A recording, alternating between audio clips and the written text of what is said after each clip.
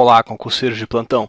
Voltamos aqui então para as nossas aulas de auditoria de sistemas de informação, auditoria de tecnologia da informação, né? Claro, já sabemos que os dois conceitos se diferem no mínimo, mas que para as nossas bancas, quando isso é cobrado em provas de concursos públicos, elas meio que trazem para a gente os conceitos de formas sinônimas, ok? Já estudamos o que é controle interno. Todos aqui já sabem o conceito de controle e todos aqui já sabem o conceito de controle interno. E agora eu chamo vocês, eu os convido justamente para que nós entremos nessa parte aqui, ó, gente. Controle interno em sistemas de informação. Tá ok? E eu gostaria que vocês pensassem, parassem, raciocinassem agora. De onde, afinal de contas, que é retirado o conceito de controle interno que nós utilizamos dentro da área de auditoria de tecnologia da informação? Já parou para pensar que o conceito de controle interno propriamente dito, ele não é, afinal de contas, um conceito da auditoria de tecnologia da informação? Sim, senhores, ele é, na verdade, um conceito, senhores, que pode ser trazido, inclusive, de onde? Da própria auditoria, da disciplina de auditoria propriamente dita. Então, vamos ao que pode ser encontrado como definição do próprio Instituto Americano de Contadores Públicos. Os controles internos são planos organizacionais e coordenação de um conjunto de métodos e medidas adotados numa empresa a fim de salvaguardar o ativo, verificar a exatidão e a veracidade de registros contábeis, promover a efetividade de sistemas de informação contábil e eficiência operacional, assim como fomentar uma grande adesão às políticas organizacionais. Ou seja, estou falando do quê? Justamente dos seus principais objetivos. Primeiro de tudo, salvaguardar o ativo de uma organização. O que eu posso considerar, senhores, como ativo? Ativo de uma organização é tudo aquilo que, se for de alguma forma impactado negativamente, pode trazer prejuízo àquela organização, como, por exemplo, a informação. A informação, se vocês forem pensar bem, é sim um dos principais ativos de uma organização. Manter a integridade, correção e confiabilidade dos registros contábeis. Promover a eficiência operacional e encorajar o cumprimento dos procedimentos e políticas da gerência, conforme já dito anteriormente. Tá ok, senhores? Isso é, na verdade, o que? O conceito de um sistema completo. Não só do controle interno, mas sim de um sistema geral de controle interno. E eu falo isso agora, sabe por quê? Porque várias pessoas vão me dizer o seguinte: professor, um sistema geral, ele diz respeito, na verdade, a um conteúdo informático, um conteúdo da área de tecnologia da informação. Não, senhores. Um sistema, gente, o conceito de sistemas, ele vem de fora da tecnologia da informação. Os senhores sabem disso, não sabem? Então tá, sistema é um conjunto de objetos que interagem entre si para que consigam alcançar um bem comum. Tudo bem? De acordo com o Imoniana, o que ele traz sobre o assunto?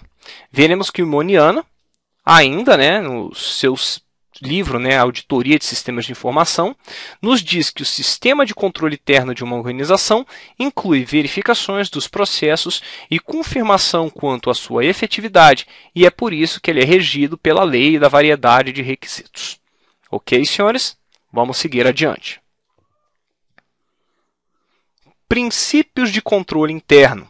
Essa figura aqui do Chaves não é à toa. Quem deve ter minha idade vai lembrar do Chaves sentado nessa escadinha, ou então até mesmo atualmente, que ainda passa esse seriado, uma comédia que passa na TV, do Chaves estudando e batendo com a mão na testa para poder decorar as coisas. E isso não é à toa, gente, porque eu vou pedir para vocês agora o seguinte: isso aqui, ó, é dívida. É dívida para a prova de vocês. Vocês precisam obrigatoriamente decorar esses princípios. Vocês precisam olhar para uma questão na prova e saber que ela está cobrando um princípio de controle interno. Sabe por quê? FCC e CESP Já cobraram princípios de controle interno. E, poxa, são as duas principais bancas que nós temos no mercado de concursos públicos. Então, quais que são os princípios, senhores? Primeiro deles, supervisão, registro e comunicação, segregação das funções, classificação de informação, tempestividade, auditoriabilidade, controle independente, monitoramento, implantação, contingência e custo efetivo. Mas eu vou dizer mais um pouquinho, mesmo que vocês fechem alguns mnemônicos para poder gravar todos esses princípios, as bancas foram um pouco mais além. Elas cobraram em suas questões efetivamente o conteúdo, a descrição, na verdade, a definição inclusive de cada um desses princípios. Vamos ver cada um deles? Vem comigo. Primeiro princípio, o princípio da supervisão. Conforme nós vimos, é o primeiro princípio apresentado anteriormente, inclusive, e agora nós vamos falar dele. O princípio da supervisão me diz o seguinte: me diz que a gerência por objetivos, procedimentos e tomada de decisões deve manter um controle que a capacite a uma supervisão efetiva dentro do ambiente de tecnologia da informação. Ou seja, dentro dos princípios do controle interno, nós temos já claramente esse princípio que me fala sobre o controle para uma supervisão efetiva. Tudo bem? Ou seja, essas são as palavras-chave para eu saber que ele está falando especificamente do princípio da supervisão. Registro e comunicação. O princípio registro e comunicação me diz que a gerência da empresa deve estabelecer critérios para a criação, processamento e disseminação de informação de dados através de autorização e registro de responsabilidades. Ou seja, ele está me dizendo que quando você tem informações dentro da sua organização, você precisa ter também critérios para a sua criação, processamento e disseminação dessas informações. Por quê? Vocês lembraram que eu falei para vocês que, afinal de contas, eu preciso de alguma forma preservar os ativos organizacionais quando eu falo de um sistema de controle interno? Perfeito, então, senhores. Princípio da segregação das funções. Esse aqui, inclusive, eu vou dizer o seguinte, olha, ele é o principal cobrado nas provas de concurso público, quando nós falamos em princípios de controle interno, tá ok? E eu vou falar para vocês o seguinte, então, se eu estou falando que ele é o principal cobrado em provas de concurso público, o que vocês precisam fazer? Vocês precisam efetivamente entender esse princípio e saber até mesmo da sua origem até onde ele pode ir. Se vocês forem lembrar bem, uma das principais funções, um dos principais tópicos cobrados, inclusive quando a gente fala em auditoria e fiscalização de contratos de tecnologia da informação, um dos principais tópicos quando nós falamos inclusive sobre gestão de segurança da informação é justamente a segregação das funções. A segregação das funções, gente, é tão importante, por quê?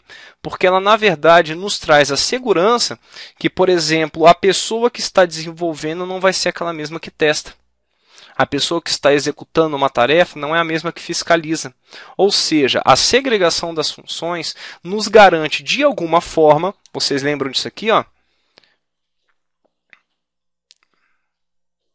Teoria do agente? Isso mesmo. Nos garante, de alguma forma, que pelo menos a teoria do agente possa ocorrer de forma que haja, em certos momentos, o quê? O controle, a auditoria sobre aquilo que está sendo feito e aquilo que está sendo recebido por quem está esperando o assunto. Tudo bem? É o mínimo que ela consegue garantir. E, por definição, esse princípio nos traz que as responsabilidades e ocupações incompatíveis devem estar segregadas de maneira a minimizar as possibilidades de perpetuação de fraudes e até de suprimir erro e irregularidade na operação normal. Ó. Responsabilidades e ocupações incompatíveis devem estar segregadas, né? De maneira a minimizar as possibilidades de perpetuação de fraudes e até de suprimir erro e irregularidade na operação normal. Princípio da classificação de informação. A gerência deve estabelecer um plano de classificação de informação que melhor sirva às necessidades da organização, em conformidade com os princípios da contabilidade geralmente aceitos, e também padrões de auditoria geralmente aceitos. Esse não é um princípio muito cobrado, para te falar a verdade, classificação da informação ele quase não é cobrado, mas pode ser que venha a ser cobrado em algum momento, né? Princípio da tempestividade. Vocês já viram, às vezes, quando nós estamos em algumas operações da área de tecnologia da informação, que chega o gerente e fala assim, olha, suas respostas precisam ser tempestivas, né? Vamos ver o que é tempestividade agora? Pelo menos nós vamos entender quando que esse termo deve ser utilizado, e ainda mais quando ele deve ser utilizado dentro da auditoria.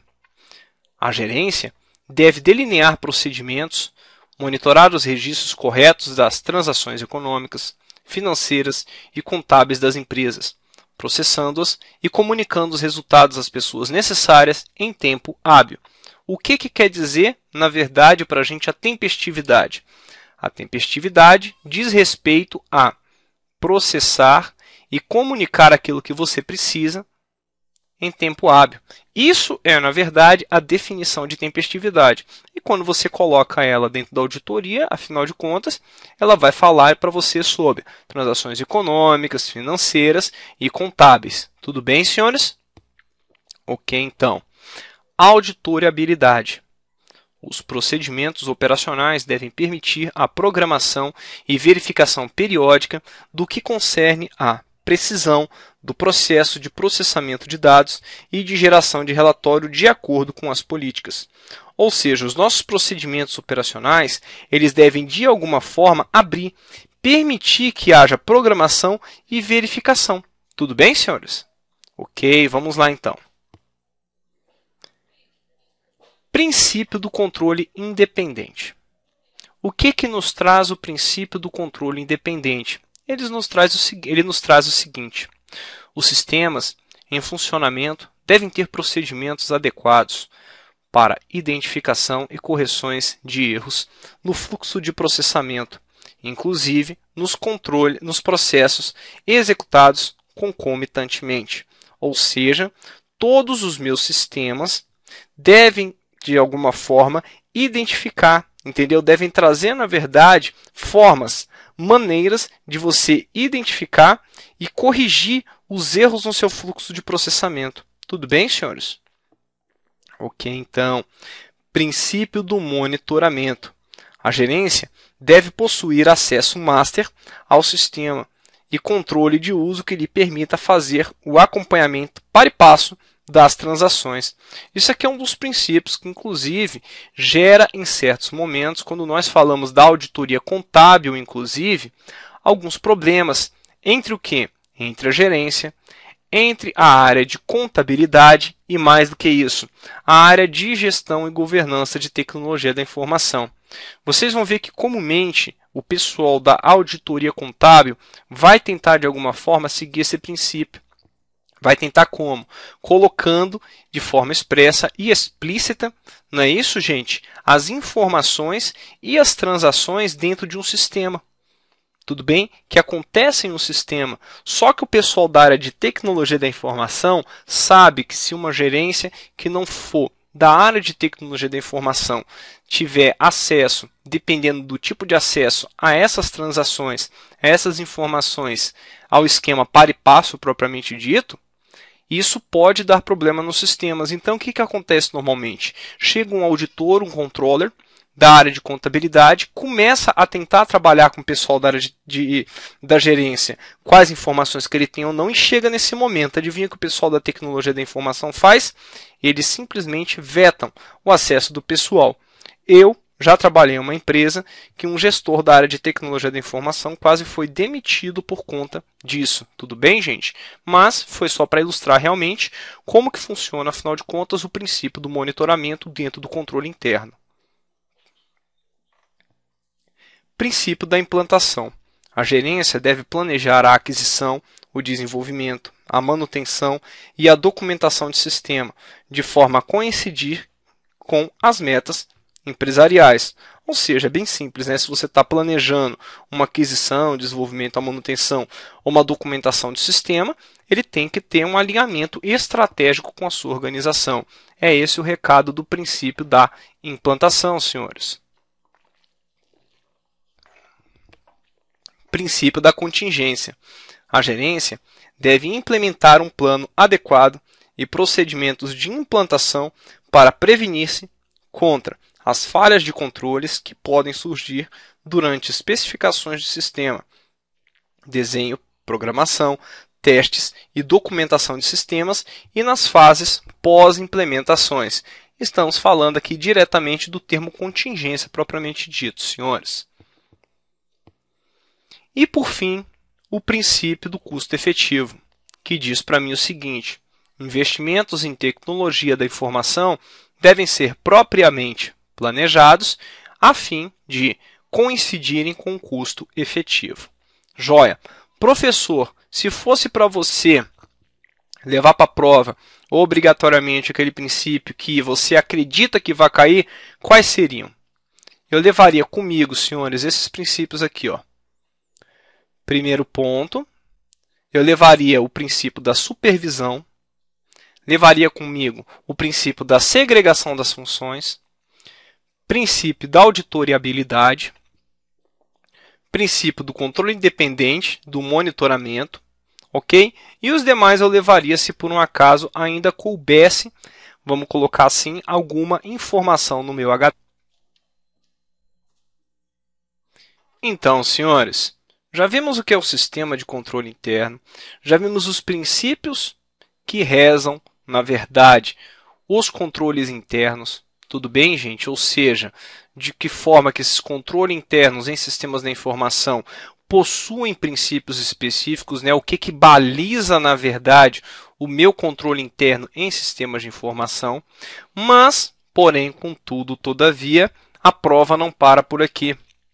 Ela também vai lhes cobrar quais são os tipos de controles internos, ou os tipos de controles, na verdade, que podem ser realizados em sistemas de informação. A lista de controles que eu vou trazer aqui para vocês não é uma lista exaustiva, não é uma lista completa de forma alguma. Existem diversos outros controles que podem ser realizados em sistemas de informação quando nós falamos em auditoria, mas estes que eu estou trazendo para vocês são os principais, é o suprassumo daquilo que você precisa levar para a sua prova, tá bom? E o primeiro deles que eu vou começar a falar é justamente sobre os controles administrativos e gerenciais. O que a gente precisa levar para a minha prova? Primeiro de tudo, todas as vezes que você ouvir falar em uma prova de controles administrativos e controles gerenciais, que são a mesma coisa, na verdade, você vai estar falando obrigatoriamente de controles que são realizados pela própria gerência. São controles de responsabilidade da próxima gerência, que vão incluir, dentre algumas outras atividades, a separação convencional de funções e responsabilidades. Poxa, primeira aplicação que eu já vejo aqui muito clara sendo feita do princípio da segregação de funções. Vai incluir também, gente, atividades de estabelecimento de objetivos e metas de segurança da informação. Vai incluir atividades relacionadas a planos orçamentários. Vai incluir, é claro, atividades de seleção de pessoal. Vocês vão ver logo adiante que nós temos, inclusive, sistemas que auxiliam nesse caso. Vai incluir, gente, atividades de designação de autoridades e treinamento de pessoal. Desenvolvimento de implementação de medidas corretivas para os desvios de políticas e padrões estipulados para o processo de gerenciamento. Um outro tipo de controle que nós temos aqui em sistemas de informação, e se, vamos colocar assim, a gente começar, na verdade, a exemplificar, é um dos mais importantes dos controles que nós temos dentro de sistemas de informação, que é justamente o controle de segurança e privacidade. Previamente nesse curso, eu havia dito para vocês, nesse módulo inclusive, que nós trabalharíamos o conceito de privacidade, lembram-se disso, lá em Objetivos Globais? Exatamente. Trabalharíamos de forma adequada o conceito de privacidade. E justamente porque a gente precisa saber dele para poder entender como que funciona o controle de segurança e privacidade. Então vamos lá. Precisamos então saber conceituar, não é? De forma correta o que vinha a ser privacidade. E como sempre, vou dizer para vocês o seguinte, gente, eu tirei de Emoniana. Emoniana não adianta. Esse livro dele é tipo assim, vamos colocar assim, não pode faltar nessa prateleira, vamos colocar nesse momento. Tá joia? E ele traz para a gente que a privacidade mostra um estado oculto e fora do alcance de algum grupo particular em um ambiente de computação, programas, aplicativos, dados e ou equipamentos e informação pertencentes a pessoas restritas a certas funções. Veremos, gente, que para exemplificar, talvez fosse assim uma exemplificação um pouco, vamos colocar assim, frenética, eu vou falar a verdade, mas a principal forma que eu teria de entender a privacidade é que a variável espionagem industrial propriamente dita, a variável espionagem, é justamente aquela variável que vai tentar fazer o quê? Vai tentar de alguma forma retirar a privacidade de algum tipo de conteúdo que eu estou trabalhando. Os senhores conseguem perceber isso? Certo. Podemos ainda detectar claramente que qualquer organização que atue com tecnologia da informação precisa tratar da sua segurança e privacidade de seus dados, de forma que se tenha assim o quê? A mudança destas regras de tempos em tempos, conforme a evolução da tecnologia em foco. Vocês vão ver que, vamos colocar assim, algumas ferramentas, algumas técnicas de segurança que podem ser implementadas para garantir a privacidade de algumas informações, a privacidade de dados contábeis de uma organização. Com o tempo elas se tornam ultrapassadas. Se tornam ultrapassadas por quê? Porque é bem simples. A tecnologia que é utilizada evoluiu. Vão evoluir os ataques. Tudo bem? Fora isso, mesmo que a tecnologia utilizada não tenha evoluído, aquele tipo de segurança, aquele tipo de barreira que você oferecia previamente já não atende o quê?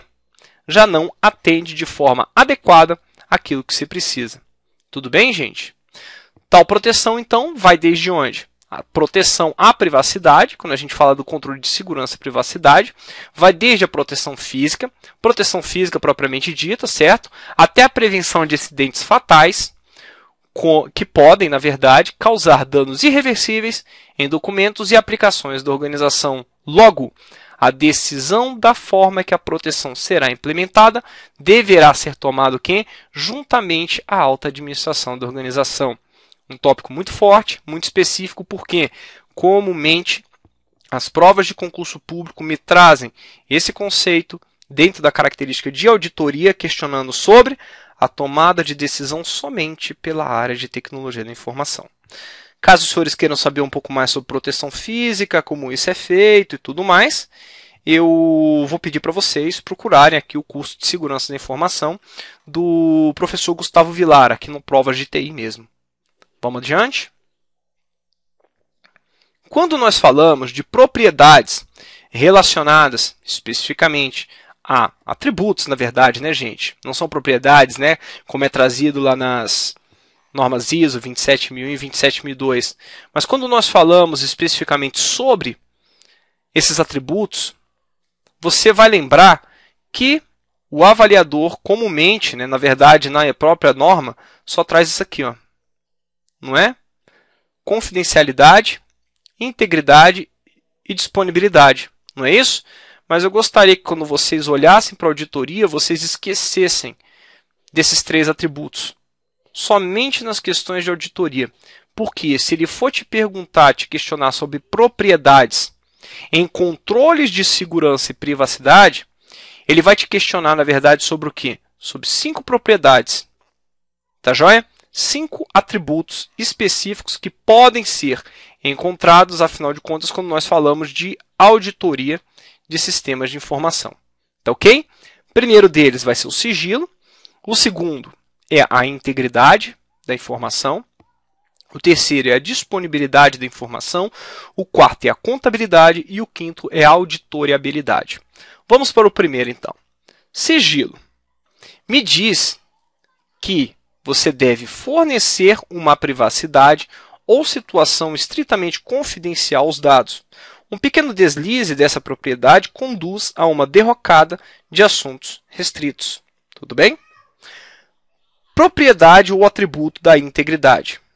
Diz que você deve fornecer um requisito de informação completa, correta e válida e confiabilidade a dados autorizados, guardando-os das distribuições e modificações não usuais. Qualquer sistema que preencha tais requisitos estará manifestando as propriedades de integridade em relação à informação. Propriedade da disponibilidade. Diz respeito a tornar os dados disponíveis a quem quer que esteja autorizado a usar tais dados. Apesar de ser dada a proteção total aos dados, os requisitos para usá-los não devem ser prejudiciais. No entanto, poderão ser extraídas informações com mínimo esforço ou interferência. Princípio, propriedade, na verdade, da contabilidade.